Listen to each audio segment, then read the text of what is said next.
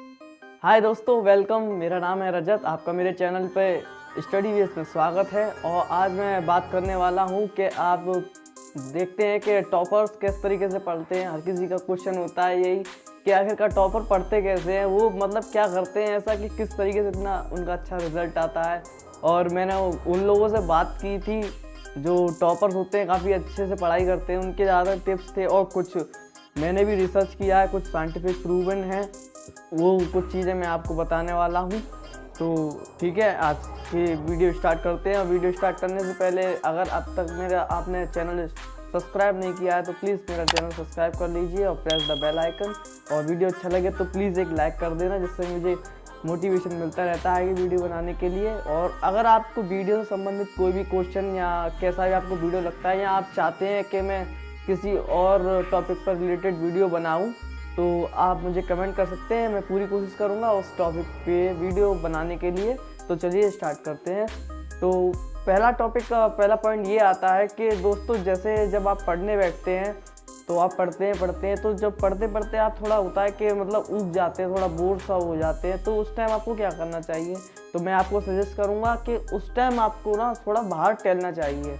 आप ये कहेंगे कि ये कौन सी बात हुई कि बाहर टहलने के लिए बोल रहे हो, क्योंकि इतना सारा पढ़ाई के लिए होता है और हमें बाहर क्यों टहलना चाहिए, इस टाइम पढ़ाई करनी चाहिए। तो दोस्तों, आपको यकीन मानना होगा कि इस टाइम अगर आपको थकान हो रही है, आपको भारीपन लग रहा है पढ़ते टाइम, या आपका मन करता है कि यार अब पढ़ाई नहीं हो रही मुझसे, तो आप बाहर जाके थोड़ा टहल सकते हैं। इससे टहलने से क्या होगा, जब आप दोबारा आके बैठेंगे ना पढ़ने को, तो आपका मूड ना थोड़ा फ्रेश हो जाएगा। तो आपको फिर आप देखेंगे कि उतना बोरियत नहीं होगी और फिर आपका दोबारा से पढ़ाई में मन लगने लगेगा, आप फिर दोबारा से पढ़ाई करने लगेंगे।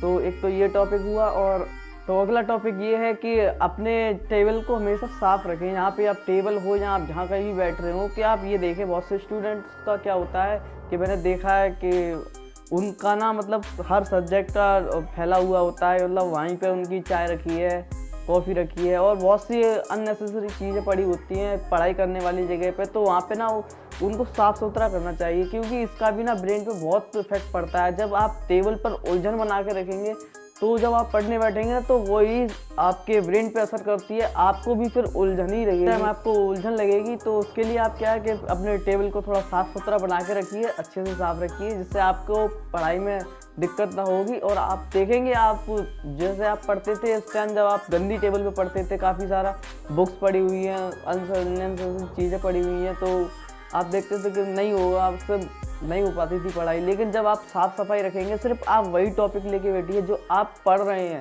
सिर्फ एक नोटबुक लेके बैठिए जिससे आप अभी पढ़ रहे हैं, आप जिस सब्जेक्ट पे स्टडी कर रहे हैं, सिर्फ वही लेके बैठिए और आप देखना आपको रिजल्ट में अंतर मिलेगा। अगला पॉइंट ये है कि आप जब भी बैठें तो आप ना थोड़ा हाई पोज में बैठने चाहिए। जैसे कि आप बहुत से लोग होते हैं अपना सिर इस तरीके से झुका लेते हैं, कुछ अपने सिर पे यूँ करके हाथ रख लेते हैं, कोई यूँ रख लेते हैं, कुछ घड़ी हो जाते हैं, बिल्कुल घड़ी होकर यूँ बैठ जाते हैं अपनी कमर को झुका के इस तरीके से। तो इस तरीके से क्या होता है दोस्तों, एक साइंटिफिक रीज़न बताऊँ आपको। हमारे यहाँ गर्दन के पीछे ब्लड सेल्स होती हैं, जिससे हमारा जो ब्लड होता है वो उसको जाता है ब्रेन को, तो ब्रेन हमारा एक्सेस कर पाता है अच्छे से। जब हमारी मांसपेशियाँ और जो ब्लड सेल्स हैं वही अगर ब्लॉक्स हो जाएंगे, तो फिर ठीक से ब्लड नहीं पहुंच पाएगा। तो उसमें क्या होता है, फिर हमको स्ट्रेस होने लगता है, चिड़चिड़ होने लगती है, बुक्स को देख के चिड़ आती है, अरे यार कुछ पढ़ाई वढ़ाई नहीं हो पाती ठीक से। तो आपका बहुत सा मेंटेन करता है पढ़ाई के लिए, आप ना अच्छा सा पोज लेके बैठे, ठीक से बिल्कुल सतर्क होके बैठे अच्छे से। अगर आप एग्ज़ाम भी देने जा रहे हैं तो कोशिश करें आप सीधा बैठने की, कि आप सीधा बैठें। और अगला पॉइंट ये है कि आप हमेशा पढ़ाई के लिए एक इंटरेस्ट देखें, इंटरेस्ट लेना चाहिए आपको पढ़ाई में। तो जैसे कि मेरा कहने का मतलब ये है कि आप जैसे कोई बुक अगर मैं आपको पढ़ने के लिए देता हूँ कंप्यूटर प्रोग्राम से रिलेटेड, तो आप देखेंगे जब आप पढ़ने को मैं दूंगा आपको कंप्यूटर रिलेटेड प्रोग्राम से कोई बुक, तो आप कहेंगे अरे यार कितना बोरियत है, कुछ समझ नहीं आ रहा। लेकिन अगर मैं आपसे ये बात कहता हूँ कि वही बुक से आपका जो पबजी वगैरह गेम है या और भी गेम्स वगैरह हैं, वो कंप्यूटर प्रोग्रामिंग के द्वारा ही बनाए जाते हैं, तो आप क्या करेंगे, आपके मन में आएगा वाह यार इससे ये चीज़ यार बनाई गई है, मेरा गेम बनाया गया है। तो आप ना आपका अलग ही इंटरेस्ट आएगा उसको पढ़ने में, आप कहेंगे हाँ यार अब तो पढ़ना चाहिए। तो आप किसी भी चीज़ को, किसी भी टॉपिक को एक इंटरेस्ट लेके पढ़िए कि हाँ यार इंटरेस्ट लेना चाहिए उस चीज़ में, तो फिर आपको इंटरेस्ट आएगा। कुछ अलग सा ढूंढिए उस टॉपिक में, तो आपको अच्छे से याद होगा, अच्छे से पढ़ाई होगी। ये मैंने काफ़ी देखा है, रिसर्च भी बताती है यही बात। और एक और पॉइंट ये है कि दोस्तों कि आप जब भी पढ़ाई करें तो पढ़ाई करने के बाद ना, जैसे कि आप जब भी पढ़ते हैं, कितना ही पढ़ते हो, 1 घंटा, 1.5 घंटा, 2 घंटा या 10 मिनट, आप अगर एवरेज स्टूडेंट हैं या फिर आप बहुत कम पढ़ते हैं तो आप थोड़ा पढ़ते हैं, तो आप क्या कीजिए कि उसको ना पढ़ने के बाद अपने आप को एक नाम दीजिए। जैसे कि आप चाहते हैं कि गेम खेलें,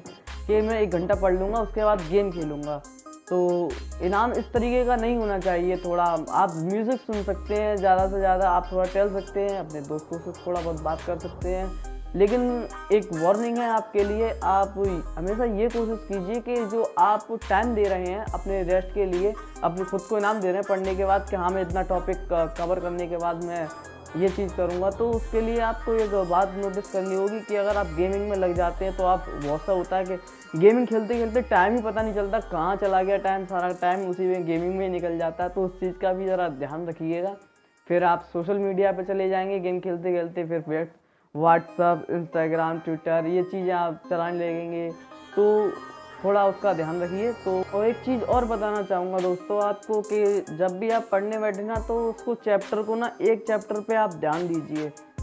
ये नहीं कि आपने मिक्सअप कर लिया सारा कि मुझे ये भी पढ़ लूँ, उसका भी एक चैप्टर ले लूँ, एक इसका भी चैप्टर ले लूँ और इसके 2 चैप्टर ले लूँ, तो आप मिक्सअप कर लेते हैं, तो फिर वो गलत है। आप जो सोचते हैं कि हाँ यार मैं ज़्यादा पढ़ लूँगा तो मुझे ज़्यादा याद हो जाएगा, नहीं दोस्तों ये बहुत गलत है। ये आपको उसमें से आधा भी याद नहीं हो पाता जितना आप पढ़ते हैं, आधा भी अगर उसमें से आप लर्न कर लेते हैं तो बहुत बड़ी बात है।